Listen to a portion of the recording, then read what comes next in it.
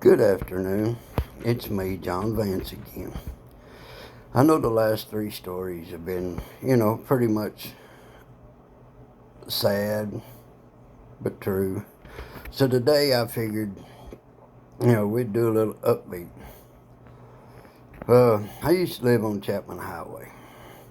And if a lot of y'all know Chapman Highway, it's the trailer that's set down under the bank right before Zion Hill. I know y'all go by there and you'd see a bunch of different vehicles sitting there and old cars and stuff like that. Well, that's where I lived. But I used to drive a truck, and I come in one weekend, and me and my buddy, Davy Perryman, we decided we're going to go out and get drunk. So I had no 78 Plymouth Fury, and she was rotted up pretty good. And we was out drinking. We started about 5 o'clock that evening. And we was riding down Chapman Highway, hitting all the back roads and all this, enjoying ourselves. And, it got about 12:30, 1 o'clock in the morning. Traffic had died down and, there wasn't very many people out. So we decided we just going to shoot on up Chapman Highway. Well, we come to the intersection of 411. And I was running about $1.30 when I went through that intersection. Needless to say, there was a state trooper sitting there. Well, as soon as I went by, I saw something flicker in my mirror, and I looked back, and here he come. I looked at David and I said, "Man, we too drunk to stop." So I laid into her a little harder, and we keep going down Chapman Highway headed towards Sevierville. And I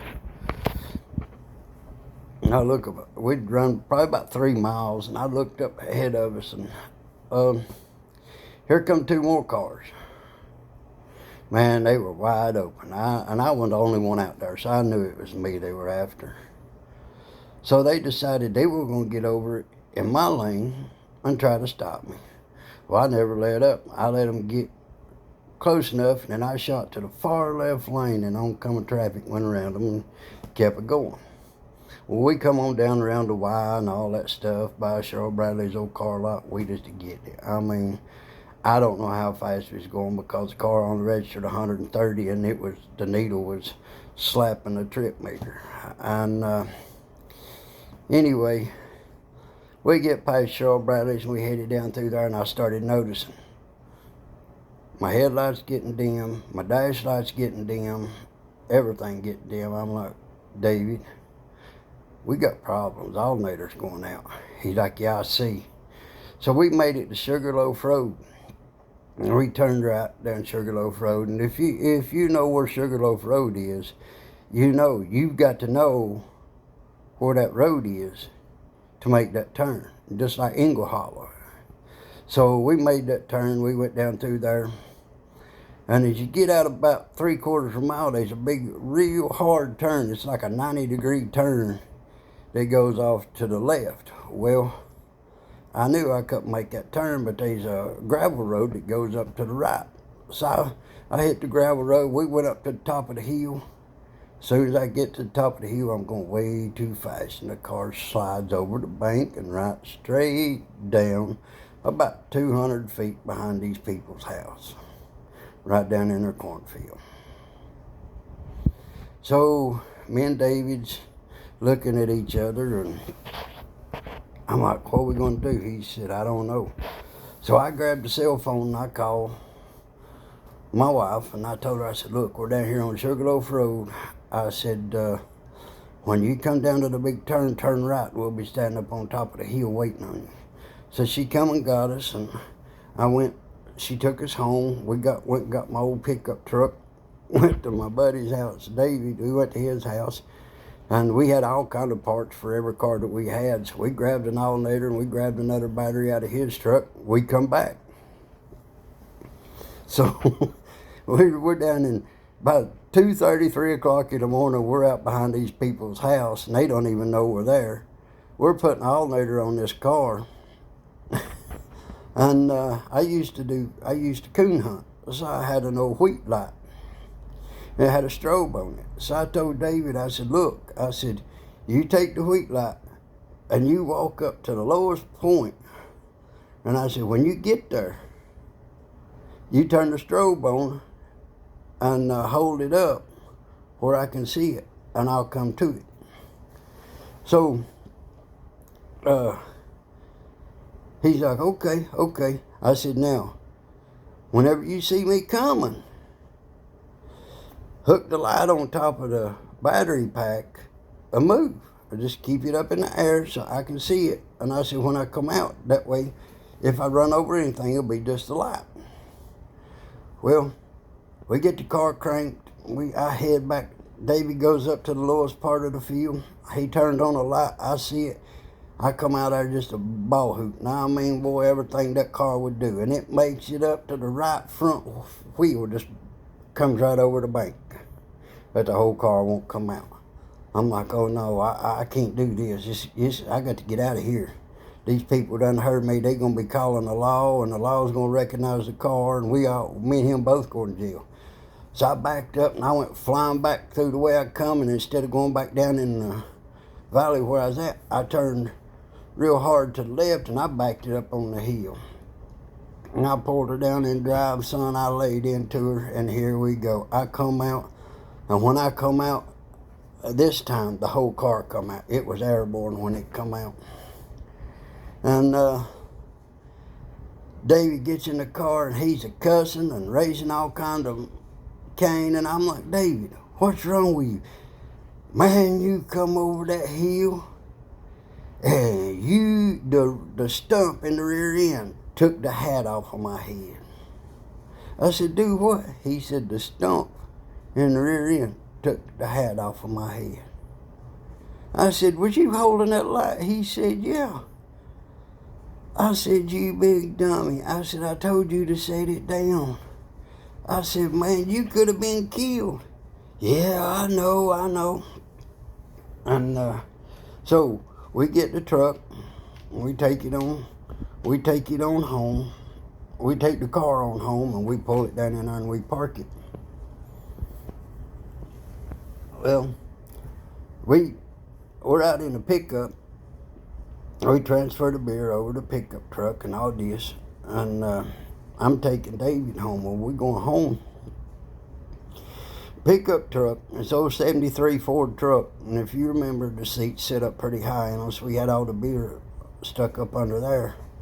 And I did, I had it used to be hawking. I had some hawking in my mouth, and man, I'm riding down through there, and just out of nowhere, blue lights hit me. Sirens blaring, everything. I'm like, oh boy, here we are. And I said, Davey, we going to jail. I said, we both drunk, and we going to jail. Well, I pulled over, and the officer walked up to me. He said, you got a little late, ain't you? I said, yeah, we've been out partying. I said, I'm taking him home. He said, oh, you are? I said, yes, sir, I am. I said, I'm taking him home, and, and then I'm going back home. He said, you had anything to drink tonight? I said, yes, sir, I have. He said, how many you had? I said, I don't know, 3 or 4. Since about what time? I said, since about 5, 6 o'clock this afternoon. He said, all right, step out. Now, mind you, we'd been drinking since 5 or 6 o'clock, and we'd done drunk probably 2 cases of beer. And so I get out. He said, I need you to hold stand on your right foot, put your arms down to your side, and hold your left foot off about 8 inches off the ground and count to 10. I done that. He said, I want you to take 9 steps forward, heel to toe, swivel around, take 9 steps back, heel to toe. I said, yes, sir. And I'm thinking, well, this is where he's going to get me, because when I spin around, I'm going to fall. So I went 9 steps forward, heel to toe, and then I got this bright idea. I went 9 steps backwards, heel to toe. I never swiveled around. That officer looked at me, he said, I've never seen anybody do that. But if you can do that like that, he said, you're good to go. He said, now where does he live? I said, right down here behind Chapman Highway Record Service. I said, about 3 more miles. He said, where do you live? I said, Zion Hill. He said, all right. He said, I'll be coming back through there in about an hour. And he said, I will be stopping to see if you're there. I said, okay. So I took David on home. I drove back home. I parked the truck right next to the road where he could see it as he went by. I figured that'd be good enough. And I was in there asleep. Well, actually, I was passed out. And sure enough, he stopped by and he come down and knocked on the door. And asked my wife, is John here? He said, yeah. She said, yeah, he's here. Where's he at? He's in there passed out.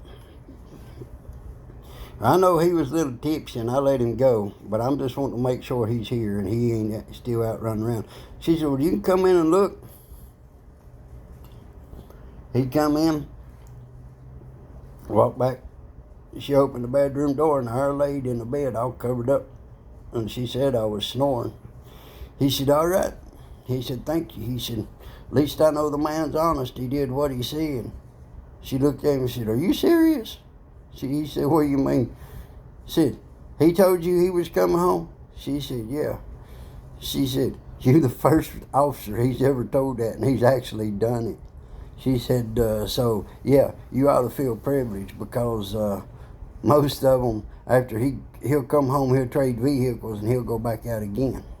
But she said, most of them won't come in and look for him. He said, well, I did. She said, yeah, and just this one time that you did, he happened to be here. She said, so I guess we can count that up as luck. He said, yeah, because I could have taken him to jail because I could smell alcohol pretty strong on his breath, but he wasn't weaving or bobbing or anything like that. It's just odd for anybody to be out around 3:30 in the morning, especially heading towards Knoxville. And she said, yeah. He said, but y'all have a good night. And he said, we'll see y'all later. So I know the story's not really funny or anything like that, but this is one of the stories that, I sit back and think about. When I slid down that hill, I could have turned that car over. When I come out from under that bank, I could have killed David. And it's just, this is just one of the times that God was looking after me. And, there's a lot of times that God looked after me. I mean, I gotta say, fighting and being stabbed, being shot, and all this stuff, God's brought me out of a lot of stuff.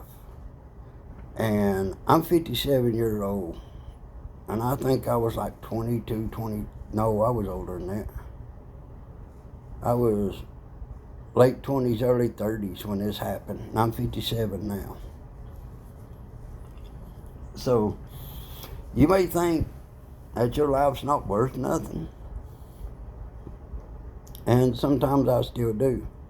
But when I do, I look back on my life and look at all the things God has brought me out of. And, all I can say is thank God that, He cared enough to keep me safe. And He'll keep you safe too. So y'all take care and God bless.